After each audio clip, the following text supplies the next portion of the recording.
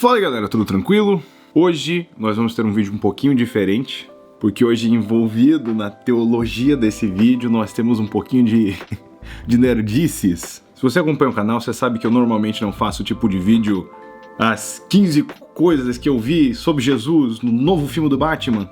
Nada contra quem faz esse tipo de vídeo. Normalmente nós falamos dos assuntos de maneira mais buscando uma construção bíblica. E é o que nós faremos hoje também. Mas hoje nós vamos falar um pouquinho de soteriologia, que é o estudo da doutrina da salvação. E vamos falar de Senhor dos Anéis e Nárnia, porque envolvem Tolkien e Lewis, que obviamente são escritores brilhantes. E também porque talvez é uma maneira mais tranquila a gente falar do assunto. Em vez de botar calvinista e arminiano pra brigar, vamos falar de Senhor dos Anéis, que talvez bote calvinista e arminiano pra brigar. Qualquer fã do Tolkien sabe que ele detestava alegorias. Ele falou abertamente que Senhor dos Anéis não é alegórico, mas por ser vago, alegoricamente, você tem pessoas de visões completamente opostas encontrando paralelos em Senhor dos Anéis. Esse vídeo é sobre um desses paralelos, talvez não intencionais. É um paralelo, o exemplo não é necessariamente alegórico. Mas vamos lá. Talvez você sabia, talvez você não sabia, que Tolkien ganhou-se as suas para Jesus. Talvez você pensaria que foi o contrário, que Nárnia parece mais crente que Senhor dos Anéis, mas não. Eles se conheceram em 1926, eles lutaram na Grande Guerra juntos. E, como eram ambos professores e escritores, eles se encontravam bastante para conversar sobre literatura. Inclusive, foi o gancho com o qual o Tolkien ganhou Lewis para Jesus, que Jesus é o mito perfeito. E o Tolkien discutiu com Lewis que a mitologia aponta para a realidade. Existe um desejo de buscar uma certa verdade por trás de toda a história que nós contamos.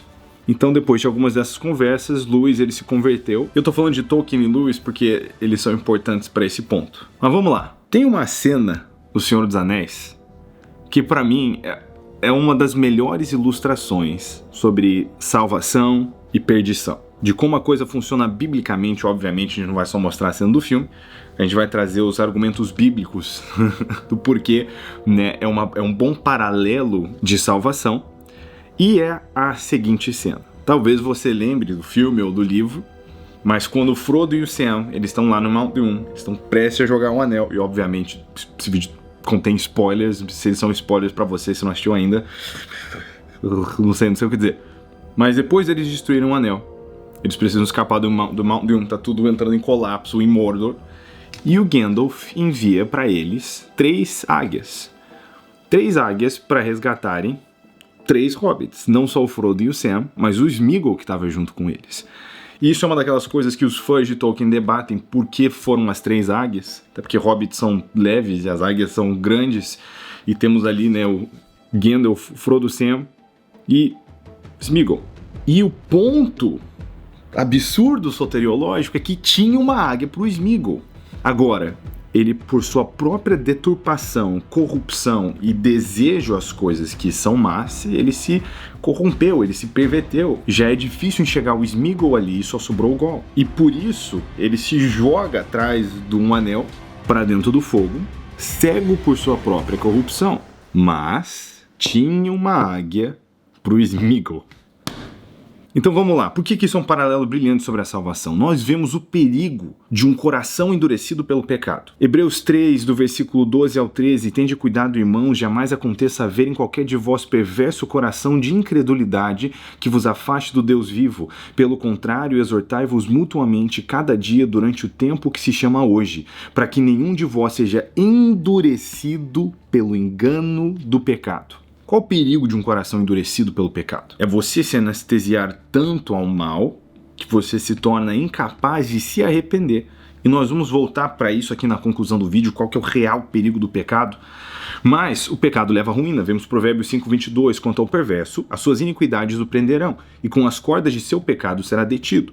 Ele morrerá porque sem disciplina andou, e pelo excesso da sua loucura se perderá. Igual Gollum foi escravizado pelo anel. Tá entendendo? Assim é aquele que se torna escravo do pecado. Romanos 1, do 24 ao 26 diz: por isso Deus os entregou à impureza pelos desejos do seu coração, para desonrarem o seu corpo entre si, pois trocaram a verdade de Deus pela mentira, adorando e servindo a criatura no lugar do Criador, o qual é bendito eternamente. Por causa disso, Deus os entregou as suas paixões infames. Isso aqui é até algo, a gente comentou sobre isso na série Cartas à Igreja, estava discutindo esse texto aqui, mas o C.S. Lewis diz algo interessante no seu livro The Great Divorce, o Grande Divórcio, imagino seja a tradução, que no final existem apenas dois tipos de pessoas: aqueles que dizem a Deus seja feita a tua vontade e aqueles a quem Deus diz seja feita a tua vontade.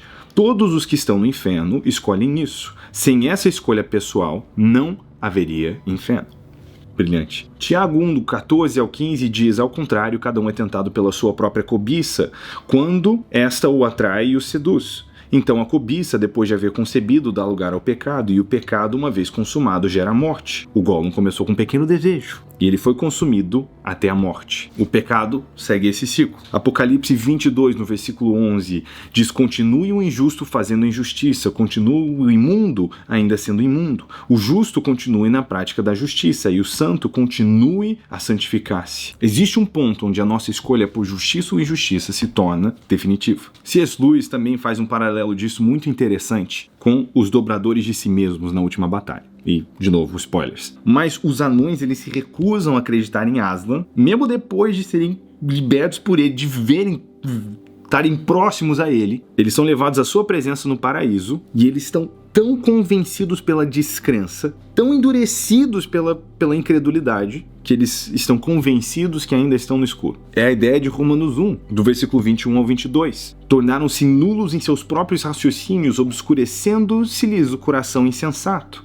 Jesus fala sobre isso, sobre essa atitude de coração endurecido em Mateus 13:15. Então, qual que é a ideia? No nosso estudo da carta aos Romanos, nós conversamos um pouquinho sobre a diferença de fidelidade e justificação. Não existe mérito ou atitude da minha parte que possa ser o suficiente para minha justificação. Entretanto, uma vez justificado pelo sangue de Cristo, o que Deus espera de mim é uma vida de obediência. E aqui o C.S. Lewis acrescenta algo interessante. Ele diz que obediência não é legalismo, é um sintoma de salvação. E essa ideia é fantástica. É indiscutível que nenhum de nós pode merecer a salvação por nossas próprias atitudes. Nós somos salvos pela graça mediante a fé. Agora, uma vez salvos, devemos permanecer nesse lugar imerecido por escolha. E não uma simples escolha de permanecer, mas a escolha de não ir embora, a escolha de não dar lugar aos nossos maus desejos. Se não houvéssemos maus desejos, Tiago não escreveria aos seus irmãozinhos em sua epístola pastoral à igreja de Jerusalém, dizendo: ei, não dê lugar aos seus maus desejos, porque esses dão lugar ao pecado, e o pecado, por sua vez, dá lugar à morte. Mas existe uma certa administração de nossos desejos que nós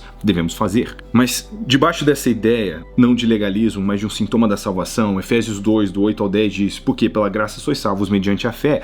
Isso não vem de vós, é dom de Deus, não de obras para que ninguém se glorie, pois somos feitura dele, criados em Cristo Jesus para boas obras, as quais Deus de antemão preparou para que andássemos nelas. Em João 15, no versículo 5, Jesus diz: eu sou a videira, vós os ramos, quem permanece em mim e eu nele, esse dá muito fruto, porque sem mim nada podeis fazer. Tiago 2,17 diz: assim também a fé, se não tiver obras, por si só está morta.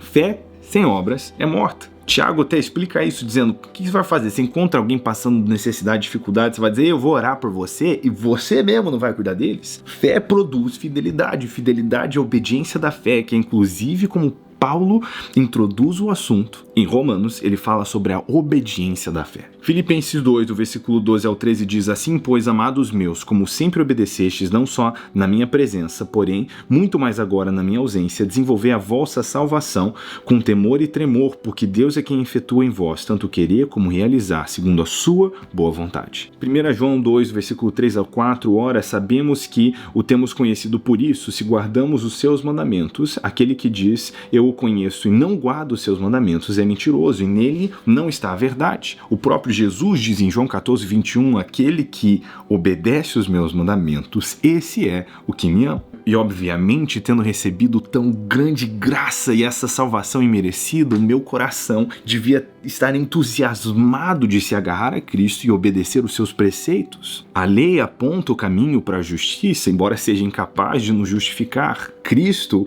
entretanto, nos justifica, e o Espírito Santo nos possibilita de caminhar nesse caminho da justiça. C.S. Lewis comenta no Cristianismo Puro e Simples que Cristo não veio para tornar as pessoas decentes, mas para transformá-las em novos homens. E nós precisamos nos entregar a essa transformação pela permanência na palavra de Deus, através das disciplinas espirituais e constantemente policiar o nosso coração para não dar lugar aos nossos maus desejos. Então eu quero terminar e concluir esse vídeo trazendo uma advertência sobre o perigo do pecado. Qual que é o perigo do pecado, do mal na sua vida? O pecado não é perigoso porque ele pode eventualmente esgotar a cota de perdão que Deus tem para você. Ele não é perigoso porque ele é mais poderoso do que a cruz. Muito pelo contrário, se assim fosse, eu não seria justificado pela cruz. O sangue de Jesus nos purifica de todo pecado. Então qual é o perigo e por que nós somos tão severamente, constantemente advertidos contra o pecado? O pecado é perigoso porque ele me leva para mais longe de Deus. E a iniquidade, quer dizer, o pecado contínuo, ele começa a me anestesiar. Ele começa a me transformar num escravo do pecado. E isso pode acontecer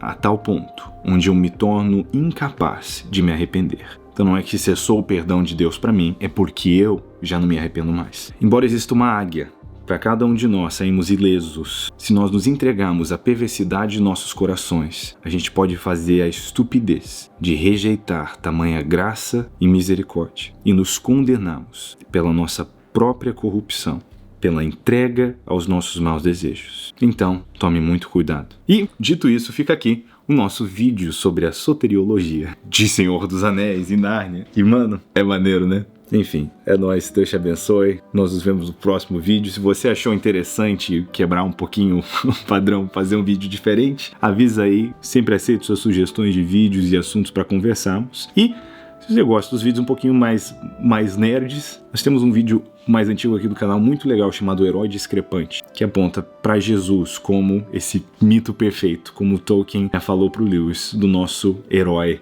que tanto precisamos. Deus abençoe, um grande abraço.